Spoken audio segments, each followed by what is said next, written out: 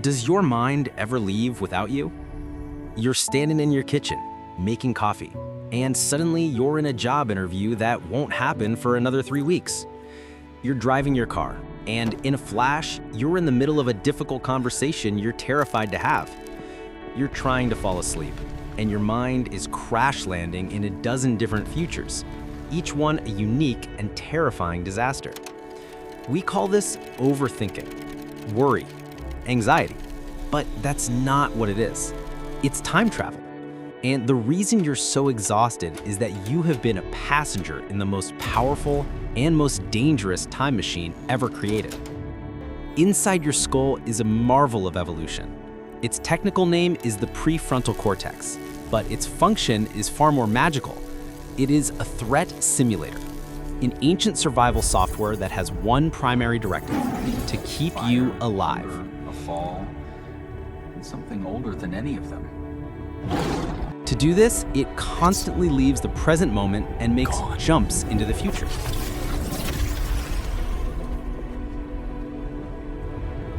It builds incredibly detailed simulations of every possible negative outcome. It shows you the car crash. It simulates the public humiliation. It makes you feel the pain of failure before it has even happened. Its logic is simple. If you live through the catastrophe 100 times in your mind, you might be prepared enough to avoid it once in reality. It is not a flaw in your design. It is your brain's oldest, most powerful protective feature. But there is a terrible side effect, a bug in the software. The machine is so powerful, the simulation so realistic, that your body doesn't know the difference. And you, the traveler, are strapped into the passenger seat. You don't choose the destinations. The machine lurches forward on its own, triggered by a random thought, a passing headline, a worried glance from a stranger. It hurtles you into a future where you lose your job, your heart starts pounding. It crashes you into a future where you are rejected and abandoned, your palms start sweating. It throws you into a future where you are sick and alone, your breath becomes shallow. The traveler lives through 1,000 different crashes, 1,000 different disasters, 1,000 different endings. But the plane never actually leaves the hangar. You are living in the catastrophic simulations of your mind, and your body is paying the price. This is the very definition of anxiety. For years, I thought the goal was to stop the machine, to break it, to silence the simulator with logic, with force, with distraction. But you cannot break a machine that is, fundamentally, you. The revelation that changed my life was not learning how to stop the machine. It was realizing that I was never the passenger. I was the pilot. I had just forgotten where the controls were. You cannot stop the jumps, but you can learn how to land. Your base, your hangar, the only place that is truly real is the present moment. And you have a landing sequence that never fails. It is built into your body. The feeling of your feet on the ground, that is the runway.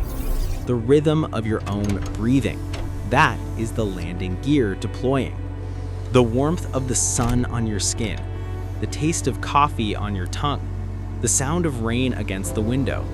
These are the runway lights guiding you home. When the machine hijacks you and throws you into another simulated catastrophe, your job is not to fight the simulation. Your job is to initiate the landing sequence, to feel your feet on the floor, to take one conscious breath, to bring your awareness back to your own body, back to the hangar. A strange thing happens when you practice this. The jumps don't stop, but they change. They are no longer terrifying hijackings. They become scouting missions. Your mind jumps to the job interview. You, the pilot, observe the simulation. Okay, this is a possible scenario. I should probably prepare.